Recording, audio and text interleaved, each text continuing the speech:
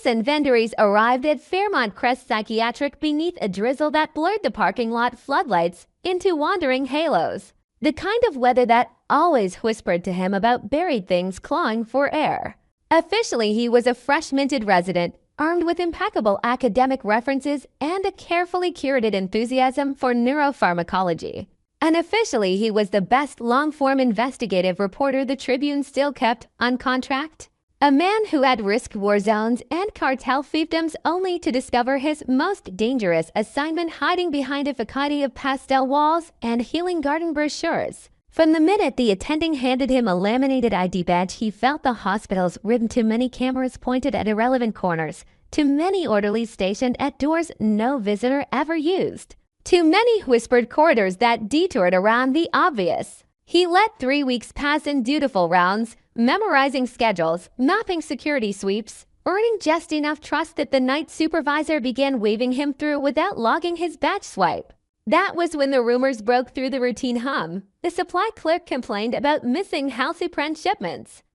A janitor muttered about freight elevators stopping on non-existent sub-basements. An elderly volunteer insisted that sometimes after midnight she heard metal doors slam beneath her feet, followed by screams that never made it to the chart.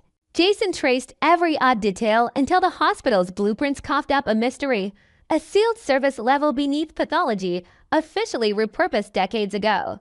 At 3:17 on a rain-blind Thursday, he timed the security patrols, rode the antiquated freight lift down, and forced a rusted latch with a Slim Jim disguised as a penlight.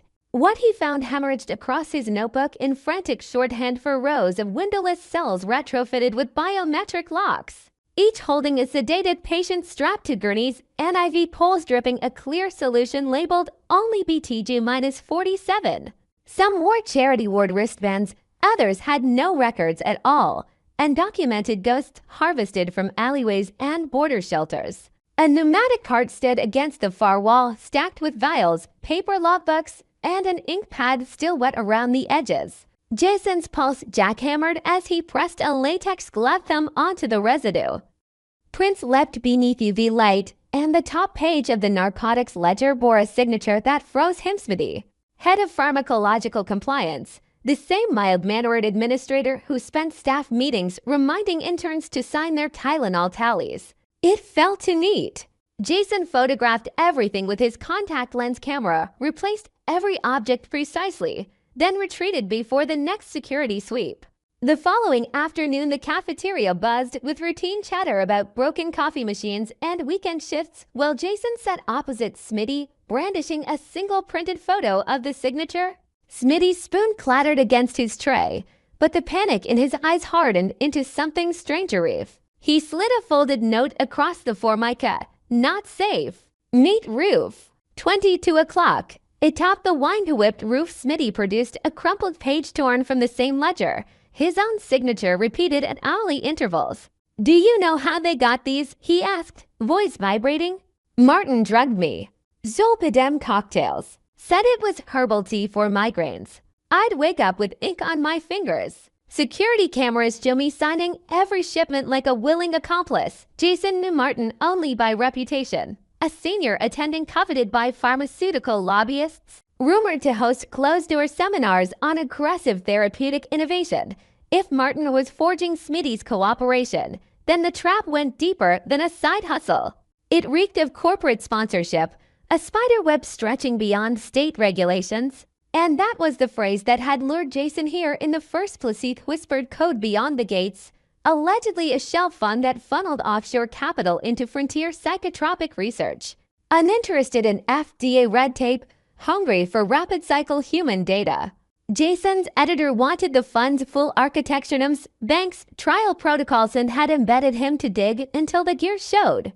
But confronted with trembling patients chained to hospital beds, the old calculus shifted. Journalism demanded patience, humanity demanded immediate rupture. He wrestled all weekend with that polarity, documenting everything yet touching nothing, until one of the basement patients coded. The overhead monitor beeped frantic, but the attending on duty silenced the alarm and booked the body directly to the sub-level morgue, bypassing standard death review. Jason tailed the gurney down and witnessed an orderly injecting the cadaver with formalin before coroners could sample talk screens. Rage overtook restraint. He slipped back upstairs, hacked Martin's credentials to access prescription logs, and discovered BTG-47 orders tied to an offshore account labeled BG Charitable Endowment, abbreviated in shorthand as Byeond Gates. He packaged the findings in an encrypted burst to his editor, set to auto-send if he failed to check in every 12 hours, then looped Smitty into a desperate triage plan, neutralized the sedative drips, stage a facility-wide code yellow to trigger fire door unlocks, shepherd the undocumented patients into ambulances before administration could spin a narrative.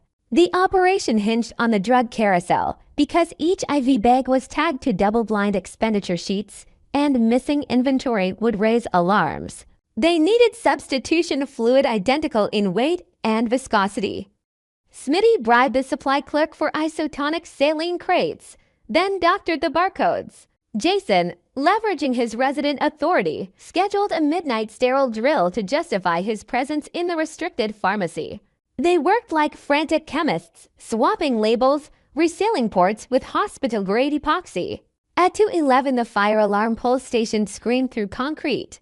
Sprinklers triggered only in admin wing. Smitty's quiet sabotage of the flow sensor ensured the basement remained dry. Jason unshackled the first patient, a teenage migrant with track marks and a laminated tag that read Subject 14. She mumbled in Spanish about nightmares of electric fog and voices drilling into her skull. As he loaded her onto a gurney, footsteps echoed, Martin accompanied by 2 armed private security men whose uniforms bore no hospital insignia. Jason ducked behind a crash cart, adrenaline shredding every plan. He could not flee with a single patient and abandon the rest. He could not reveal his press ID or the story would vanish in NDAs by dawn. He improvised, toppling the circuit breakers and plunging the corridor into blackout. Emergency strobes flashed, confusing the guards. Jason used the chaos to roll 3 gurneys into the freight lift while Smitty falsified a fire suppression override, convincing control room technicians that combustible gas had been detected and all sublevel staff must evacuate. Sirens from municipal engines converged outside. A protocol mandated full campus inspection, giving Jason one narrow artery of legitimacy.